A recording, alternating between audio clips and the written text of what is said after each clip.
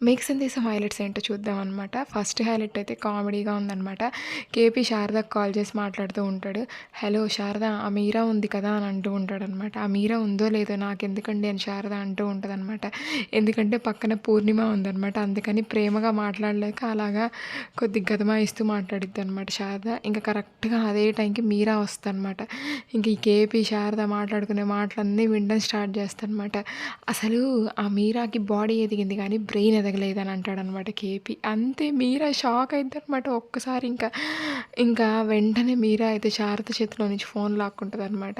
అసలు ఆ మీరా గానొస్తే తల తిక్కది. ఆ గుమ్మం దగ్గరే వదిలేసేయి. మీ ఇంటికొచ్చి భూమిని తీసుకెళ్ళాలనుకుంటుంది. ఇంక భూమి అయితే లేదని చెప్పేసేయి శారద అని కేపీ అంటూ ఉంటాడనమాట. అసలు నిజంగానే భూమి ఇంట్లో లేదండి. గగన్ అయితే ఇంట్లో నుంచి బయటికి గెంటేశాడని శారద అంటూ ఉంటదనమాట. అవును. ఎన్నాళ్ళకి ఎంత తెలివిగా ఆలోచించావు. భలే చెప్పావే! ఇలాగే చెప్పు మీరాకి గూడా అని కేపీ అంటూ ఉంటాడనమాట. ఇంక మీరా అయితే ఆవిడ తలుపేస్తది. మీరొచ్చి తాళం వేయండి అని అంటదనమాట. అంతే కేపీ షాక్ అవుతాడనమాట. ఇంక కేపీ ఫోన్ పెట్టేస్తాడనమాట. అవును భూమి ఎక్కడుంది అని అయితే అడుగుతూ ఉంటదనమాట శారదని. భూమి ఇంట్లో లేదు. గగన్ గెంటేశాడు ఇంట్లో నుంచని శారద చెప్తే అస్సలు నమ్మదనమాట మీరా. ఇల్లు మొత్తం వెతుకుద్ది భూమి భూమి అనుకుంటా. ఇంట్లో ఎక్కడా లేదనమాట. అయినా కానీ భూమి ఉంటే మీ దగ్గరికి వచ్చేసేది కదండీ అని పూర్ణిమ అంటూ ఉంటదనమాట. అవును కదా! మరి భూమి ఎక్కడికెళ్ళింది అని మీరా అడుగుతూ ఉంటే, భూమి వాళ్ళ నాన్నని కలవడానికి హాస్పిటల్‌కి ఎళ్ళుండొచ్చు అని ఇంక పూర్ణిమ అంటూ ఉంటదనమాట. ఇంక మీరా అయితే అక్కడి నుంచి వెళ్ళిపోద్ది.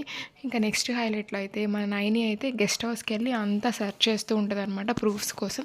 అక్కడైతే ఒక చైన్ కనిపిస్తదనమాట. ఇంకా రాజేందర్ "ఈ చైన్ ఎవరిదంటావు" అని నైని అడుగుతూ ఉంటదనమాట. "మేడం ఈ చైను శరత్ చంద్ర గారిది కావచ్చు" అనేసి రాజేంద్ర అంటూ ఉంటాడనమాట. అయినా కానీ ఈ చైను శరత్ చంద్రని మర్డర్ చేయడానికి వచ్చిన అతనిది కూడా అయ్యుండొచ్చు కదా అని నైని క్వశ్చన్ రైజ్ చేస్తారనమాట. అవునవును మేడం అయ్యుండొచ్చు అని అయితే రాజేంద్ర అంటూ ఉంటాడనమాట. కరెక్ట్‌గా అదే టైంకి అయితే మన చెర్రీ అయితే ఇంట్లో అయితే అంతా వెతుకుతూ ఉంటాడనమాట. బిందు వచ్చి ఏంట్రా వెతుకుతున్నావు అని అడుగుద్ది. నా చైను ఎక్కడో పాడేసుకున్నాను బిందు వెతుకుతున్నాను అని అయితే చెర్రీ అంటూ ఉంటాడు.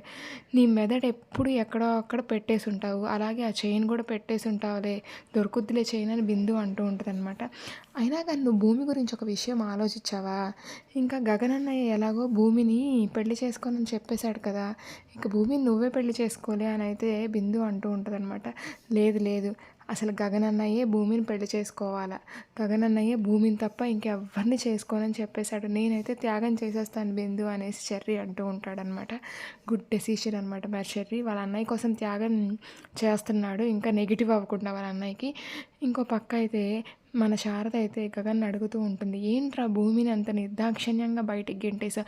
ఒక పక్క భూమి కాల్ చేస్తున్నా లిఫ్ట్ చేయట్లేదు. తనని మర్చిపోతావా ఏంటి అని శారద అంటూ ఉంటే, అవునమ్మా తను నేనైతే మర్చిపోతాను అని అయితే గగన్ అంటూ ఉంటాడనమాట. అసలు ఆ శరత్ చంద్ర కూతురు అని తెలిసాక అసలు నేను ప్రేమను చంపేసుకున్నానమ్మా. అసలు ఆ శరత్ చంద్ర వల్ల మనం ఎన్ని రోజులు పడిన బాధలు చాలు. ఇంకా వద్దమ్మా నేను వాళ్ళ కూతుర్ని పెళ్లి చేసుకోనమ్మా అని అయితే గగన్ అయితే వాళ్ళ అమ్మని పట్టుకొని చిన్ని పిల్లోడిలాగా భలే ఏడుస్తూ ఉంటాడండి. ఇంకో పక్కయితే మీరా అయితే హాస్పిటల్‌కి వస్తదనమాట భూమిని కలవడానికి. ఇంకంతే ఒక్కసారిగా భూమి అయితే మీరాని హగ్ చేసుకొని "అత్తయ్య" అని ఏడుస్తూ ఉంటదనమాట. "భూమి రామ్మా మన ఇంటికెళ్దాము. మీ అపూర్వ పిన్ని తీసుకురమ్మంది. చాలా బాగా చూసుకుంటాం నిన్ను" అని మీరా అంటూ ఉంటదనమాట. "నేను రానత్తయ్య అక్కడికి. ఇంక నేను అక్కడికి గానొస్తే నేను ప్రాణానికి ప్రాణంగా ప్రేమించిన గగన్ గారికి దూరం అయిపోతాను" అంటూ ఉంటదనమాట. అసలు ఈ బుద్ధి భూమికి ఇంతకు ముందు ఎందుకు లేదండి? ఇంకిప్పుడు వాళ్ళ నాన్న కోమాలో ఉన్నాడు కాబట్టి ఇంత డ్రామాలాడుతుంది. వాళ్ళ నాన్న కోమాలో నుంచి లేచి భూమి నీకు నేను కావాలా గగన్ కావాలా అని అంటే ఇంకా వాళ్ళ నాన్న దగ్గరే ఉంటుంది. గగన్ గారు వద్దంటదనమాట. ఇంకా నెక్స్ట్ ఏం జరుగుతుందో చూద్దాం అనమాట. Thank you.